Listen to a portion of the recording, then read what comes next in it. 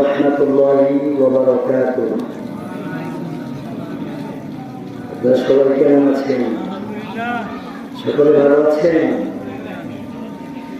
নাহমাদুহু ওয়া নাস্তাঈনুহু ওয়া নাস্তাগফিরুহু ওয়া নাউযু বিল্লাহি মিন শুরুরি আনফুসিনা আম্মা বা'দ فأعوذ بالله من الشيطان الرجيم بسم الله الرحمن الرحيم الله لا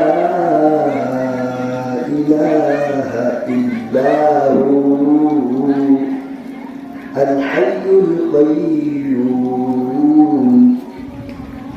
صدق الله مولانا العظيم وصدق رسوله النبي الكريم ونحن على ذلك من الشاهدين والشاكرين والحمد لله رب العالمين 1400 বছর পূর্বে যখন এই দুনিয়ার বুকে আল্লাহর নাম ছিল না কোথাও কোনো মানুষের মুখে, মন্দিরে শুধু বাজিত ঝংকার, ছিল না আযান ধ্বনি। সে আধার গর্তে তুমি এসেছিলে সাধক রব্বানী, মানুষের মাঝে মানুষ রূপী জন্ম নিয়া মানুষ করিল জয়। ভালোবাসা দিয়া, কোরআন দিয়া, হাদিস দিয়া, অন্তর দিয়া, মন্ত্র দিয়া নয়। লা ইলাহা জোরে লা ইলাহা, জোরে লা ইলাহা। বাইজান বহু দূরে মাদিনা, আমরা কেমনে যাব জানি না। দয়া করো তো দয়াল্লাহ, দয়া করো দয়াল্লাহ, পুরাও মনের বাসনা। লা ইলাহা জয় লা ইলাহা লা ইলাহা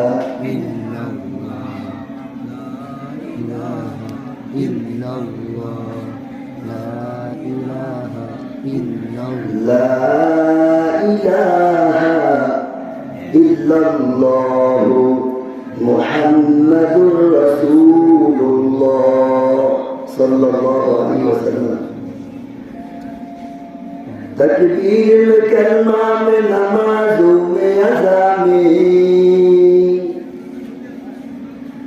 तकबीर में कलमा में नमाजों में अज़ा में, है नाम इलाही से मिला नाम मुहम्मद, है नाम इलाही से मिला नाम मुहम्मद। फरमाते हैं आदम को मुझे खुल्द तोरी में, फरमाते हैं आदम को मुझे खुल्द तोरी में, लखा हो तो बाप मिला नाम मुहम्मद। हाय में महबूब मतलब को इशारा, हाय में महबूब मतलब को इशारा, फिर क्यों न हो महबूब खुदा नाम मुहम्मद, फिर क्यों न हो महबूब खुदा नाम मुहम्मद। अल्हम्दुलिल्लाह। पश्चिम इस्लामाबाद खदीजतुल कुबरा রাদিয়াল্লাহু তাআলা আনহা মহিলা মাদ্রাসা কর্তৃক আয়োজিত বার্ষিক ওয়াজ ও দোয়া মাহফিলে চলতি অধিবেশনের সম্মানিত সভাপতি, প্রধান অতিথি, সামনে উপস্থিত আল্লাহ পাকের আশিকিন জাকিরিন, আমার বাবার সমতুল্য চাচারা এবং দাদা নানার বয়সী সমতুল্য দাদা নানারা এবং পর্দার আড়ালে আমার সখী সাধবী, আমার মায়ের সমতুল্য, আমার বোনের সমতুল্য সম্মানিতা মা ও বোনেরা, দয়াময় আল্লাহ সুবহানাহু ওয়া তাআলা দরবারে শুকর আদায় করছি যে মহান রব্বুল আলামিন এই ফিতনার জমানায় জান্নাতি মজমায় আসার বসার তৌফিক দান করেছেন। এই জন্য আমরা সকলেই দিল থেকে শুকর আদায় করবো আলহামদুলিল্লাহ। মুহতারাম হাজিরিন, এই মজমাগুলো অত্যন্ত দামি মজমা। এই মজমাগুলো দামি মজমা। নবী আলাইহিস সালাতু ওয়াস সালাম হাদিসের কিতাবে বলেন, মাজালিসুল কুরআনি মাজালিসুল্লাহ, মাজালিসুল কুরআনি মাজালিসুল্লাহ। নবী আলাইহিস সালাতু ওয়াস সালাম বলেন, যেই মজলিসে কোরআনের আলোচনা করা হয়, যেই মজলিসে আমি পয়গম্বরের আলোচনা করা হয়, ওটা কেমন যেন আমার আল্লাহ তাআলার মজমা। সকলেই বলেন আল্লাহু আকবার। এই দামি মজমা এসে আপনারা খুশি না বেজা? আরো যদি বলেন খুশি না বেজা? লক্ষ কোটি দুরূদ ও সালাম সাইয়্যিদুল মুরসালিন আকায়ে নামদার জনাবে মুহাম্মদুর রাসূলুল্লাহ সাল্লাল্লাহু আলাইহি ওয়াসাল্লাম দুরূদ শরীফ বেশি বেশি পাঠ করবেন। তার কারণ হাসরের ময়দানে মা তার সন্তানকে পরিচয় দিবে না, ভাই তার ছোট ভাইকে পরিচয় দিবে না, ছোট ভাই তার বড় ভাইকে পরিচয় দিবে না। ওই হাসরের ময়দানে একমাত্র আম্মা আপনার প্রিয় হবে নবীজি সাল্লাল্লাহু আলাইহি ওয়াসাল্লাম। নবী আলাইহিস সালাতু ওয়াস সালাম বলেন, যারা দুনিয়ার জন্য বেশি বেশি দুরূদ শরীফ পাঠ করবে, এক নম্বরে আল্লাহ তাআলা তাকে 10টি গুনাহ মাফ করে দেয়। বলেন সুবহানাল্লাহ। 10টি পদমর্যাদা বাড়ায় দেয়, 10টি ইজ্জত সম্মান আল্লাহ তাআলা বাড়ায় দেয়। মুহতারাম হাজিরিন, আমি যে আপনাদের সামনে যে আয়াতে কারিমা তেলাওয়াত করেছি, আপনারা সবাই জানেন, আপনারা সবাই জানেন এবং সবাই পারেন, এবং সকলেই সন্তানদেরকে এই আয়াতে কারিমাটাকে শেখার জন্য উদ্বুদ্ধ করেন। সেই আয়াতে কারিমার নাম হচ্ছে আয়াতুল কুরসি। কথা বলেন কি? আয়াতুল কুরসি। মুহতারাম হাজিরিন, এই যে দেখেন আমার হাতে একটা কোরআন শরীফ, এই কোরআন শরীফ সকলের পক্ষে মুখস্থ করা সম্ভব না। কথা বলেন ঠিক না ঠিক? এই কোরআন কারীম সবার পক্ষে মুখস্থ করা সম্ভব না, কিন্তু কেউ যদি চায় এই আয়াতুল কুরসি মুখস্থ করতে চায়, তাহলে তার পক্ষে আয়াতুল কুরসি মুখস্থ করা সম্ভব। কথা বলেন ঠিক না ঠিক? মুহতারাম হাজিরিন, এই আয়াতুল কুরসি আমরা কেন মুখস্থ করতে বলি?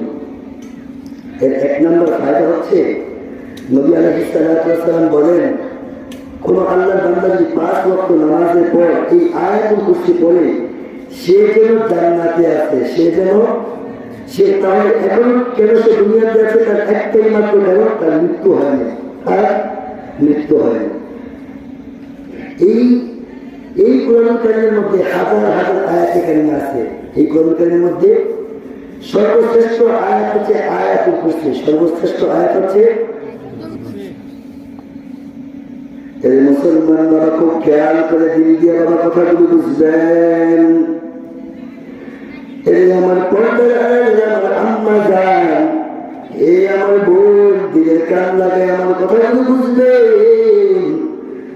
নবী আলাইহিস সালাতু ওয়াস সালাম এক হাদিসের মধ্যে বাবা বলেন, ইমাম মুসলিম রাহমাতুল্লাহি আলাইহি উবাই ইবনে কাব রাদিয়াল্লাহু তাআলা আনহুকে ডেকে ডেকে বললেন, ও আমার সাহাবী উবাই, শোনো, আল্লাহ রাব্বুল আলামিন আরশে আজিম থেকে নির্দেশ দিয়েছেন, সাহাবী তোমার সামনে যেন আমি আয়াতুল কুরসি তেলাওয়াত করি। ও আমার সাহাবী, বলো না এই কোরআনুল কারীমের মধ্যে সর্বশ্রেষ্ঠ আয়াতে কারিমা কোনটা? এর নবীর উম্মতের দল সমস্ত সাহাবায়ে কেরামের একটা আদত ছিল, অভ্যাস ছিল, জানার পরেও উত্তর দিতেন না। কেন? নিজের ইলম জাহির করতেন না, নিজের ইলম প্রকাশ করতেন না। এর নবীর উম্মতের দল উবাই ইবনে কাব রাদিয়াল্লাহু তাআলা আনহুকে যখন বলল, ও আমার সাহাবী উবাই, বলো এই কোরআনুল কারীমের মধ্যে সর্বশ্রেষ্ঠ আয়াত কোনটা? নবীর সাহাবী উবাই ইবনে কাব রাদিয়াল্লাহু তাআলা আনহু বললেন, ও পয়গম্বর, এই আয়াতুল কারীমের মধ্যে সর্বশ্রেষ্ঠ আয়াত কোনটা? আল্লাহু ওয়া রাসূলুহু আ'লাম। ও পয়গম্বর, এই কোরআন কারীমের মধ্যে সর্বশ্রেষ্ঠ আয়াত কোনটা?